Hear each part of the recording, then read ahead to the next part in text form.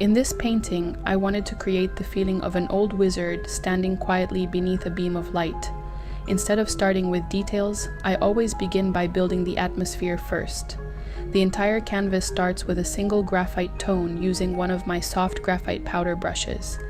This gives me a neutral surface to work on, almost like covering a traditional drawing paper with graphite before lifting the lights.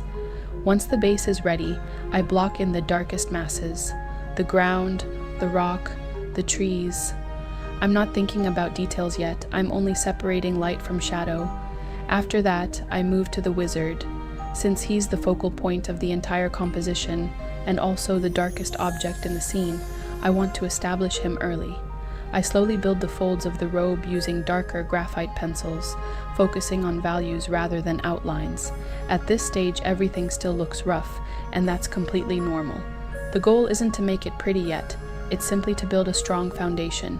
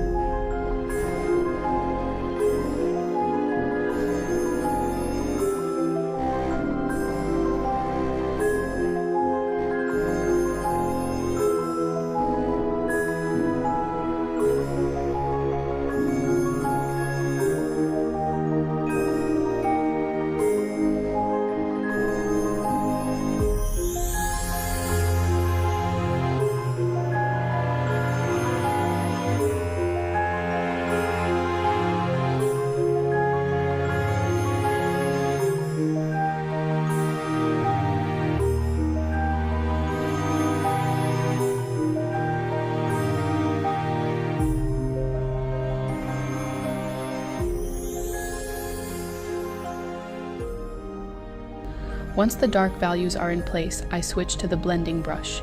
This softens the graphite and creates the smooth transitions that make the drawing feel much more traditional.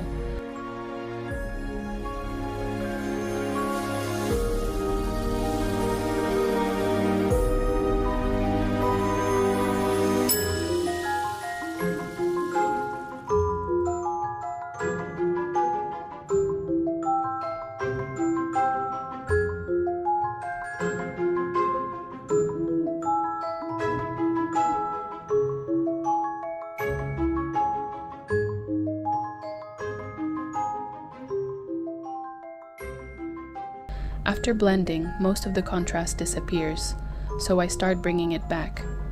Using a kneaded eraser brush, I gently lift the highlights from the fabric. Instead of painting white, I'm revealing the light, just like working with real graphite.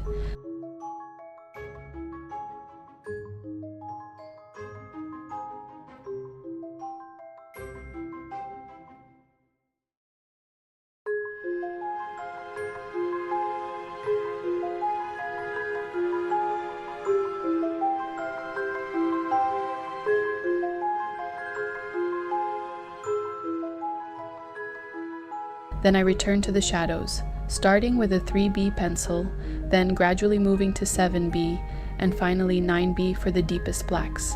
Between each layer, I blend only where it's needed, slowly increasing the contrast without losing the softness of the graphite. Once the wizard feels finished, I can finally focus on the environment.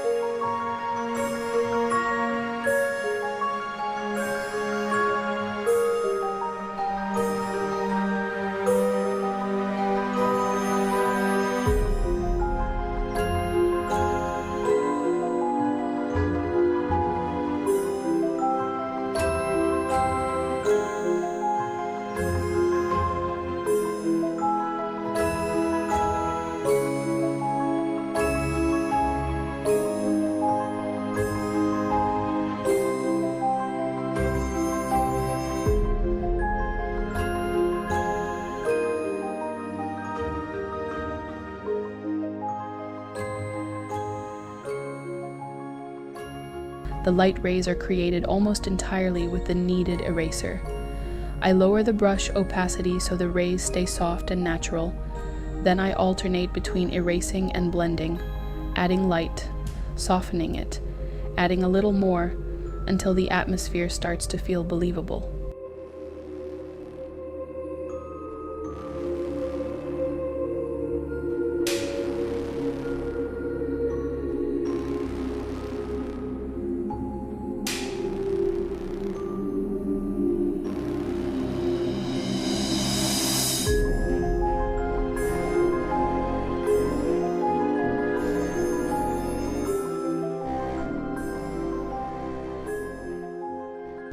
With the lighting established, I begin suggesting the trees around the scene. Nothing is rendered in detail. Loose branches and soft silhouettes are enough to frame the composition without distracting from the wizard. A few darker strokes add depth.